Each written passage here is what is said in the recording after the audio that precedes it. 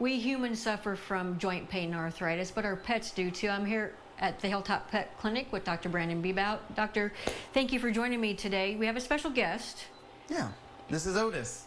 And Otis is about a 12-year-old kid, and he's lived a long time, and his joints are starting to wear out. Yeah, and you've talked a little bit about, arthritis and joint pain before, but there's another level of treatment that you offer here at the pet clinic. Definitely, and so just even with arthritis in general, we know that there's not going to be a single treatment that's going to alleviate this arthritis and the pain that we see in these guys on an everyday basis. And so beyond our medications, we find that there are some non-invasive modalities and some new up-and-coming regenerative medicine that we're using here. Okay, so to find out your pet has arthritis, what does it take? Multiple modalities. Obviously just clinical signs at home, struggling to get up. Once we've been up for a while, maybe they get a little bit more tired. They can be a little bit more grouchy when people are getting closer to those joints that are painful.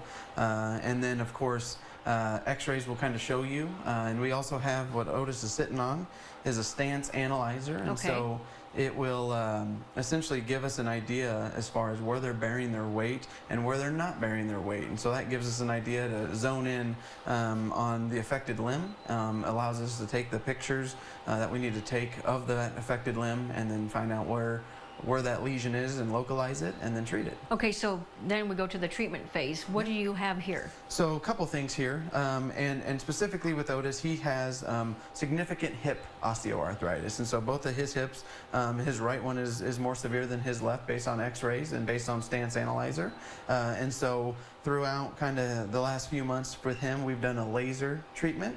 Laser decreases inflammation, increases circulation.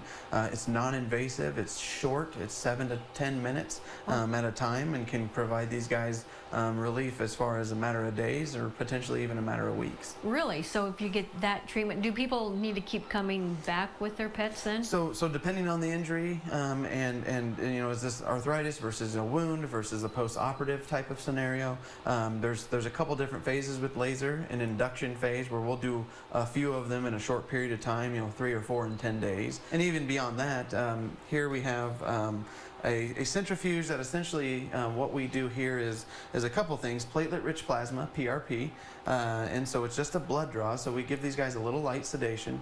We draw a decent quantity of blood depending on their size, and we go through a few different centrifugation steps, and we isolate the pure plasma along with the platelets, and then we can just go ahead and sterilely prep the site.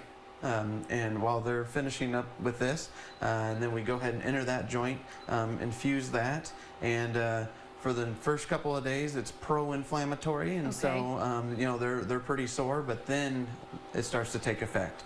Decreases inflammation, helps with cartilage synthesis, those type of things, and so then we really start the laser 2 days after they've done the PRP, and we're going to get more bang for our buck, increase the efficacy of that treatment, and that can last anywhere from 6 to 12 months. We're seeing 6 in a lot of our patients, where we can decrease the amount of medications that we have to give in order to preserve the kidney and liver function in our older kids. Thank you very much, Dr. Bebout. I appreciate it. We have a lot more next edition of Pet Doc. Stay with us next Monday.